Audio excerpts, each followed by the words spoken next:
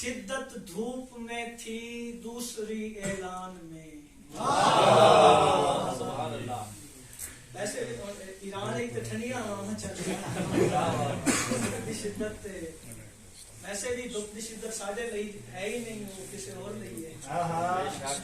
ایک شدت دھوپ میں تھی دوسری اعلان میں. ویسے بھی پہاڑیاں نے اگلی گل تے ریگستان والے نو سمجھ آنی ہے. ایک شدت دھوپ میں تھی دوسری اعلان میں, دو طرح سے جل گئے کچھ لوگ ریگستان.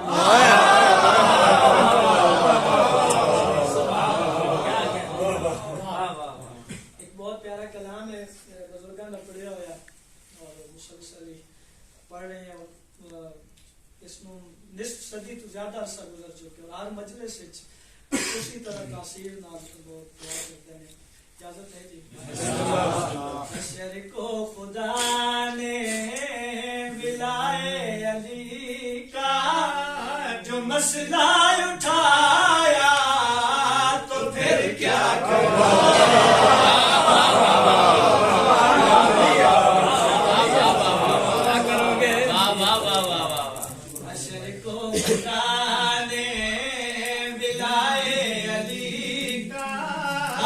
مسئلہ اٹھایا تو پھر کیا کرو گے. کسی جرم نے جو اگر تم کو بھائی جہنم پہنچایا تو پھر کیا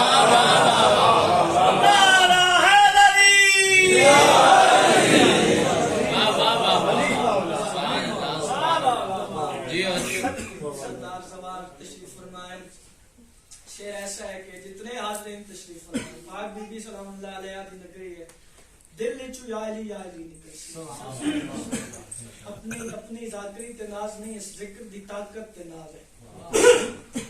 اور یہ شعر کئی قصیدیاں دے برابر ہے. کوئی تشریح نہیں کر رہا, کائنات دی قیمت دا شعر پڑھے والے کر رہے ہیں. لکھا ہو کسی در پہ نام علی گڑھ,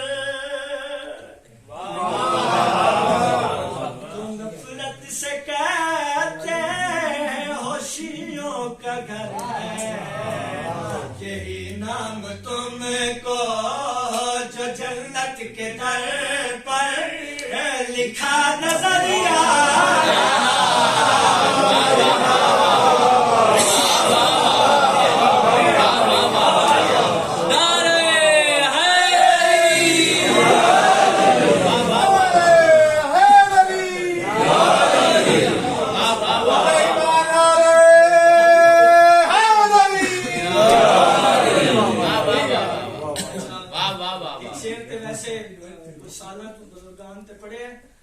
لیکن کیونکہ پاکستان کے حالات ایسے اتنے نہیں پڑھیا, کیونکہ ایک ساڈے ذمہ داری ہے ممبر پہ کس قسم کا کلام کرنا ہے, مومنین واسطے آسانیاں رہن, کوئی مشکلات نہ ہو.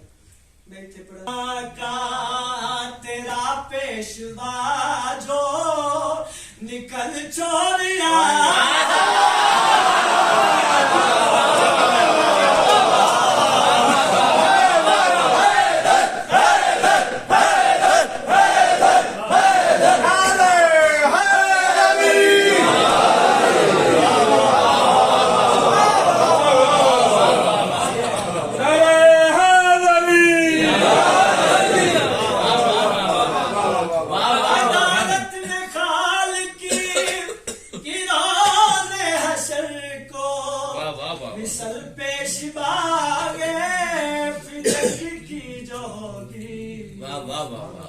فاطمہ کا تیرا پیشوا جو نکل چوری آیا.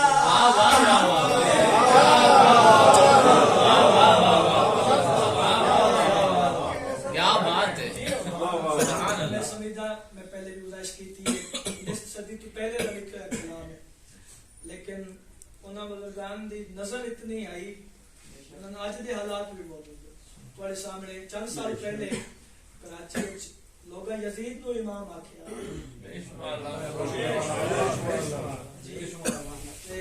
انہوں نے مخاطب کر کے ایک شعر پڑھنا چاہنا. تم اپنے اماموں کی شہرت کی خاطر بڑا شور کرتے ہو منبر پہ جا کر. نکیرین نے جو پکڑ ریش تیری قبر میں نہ جا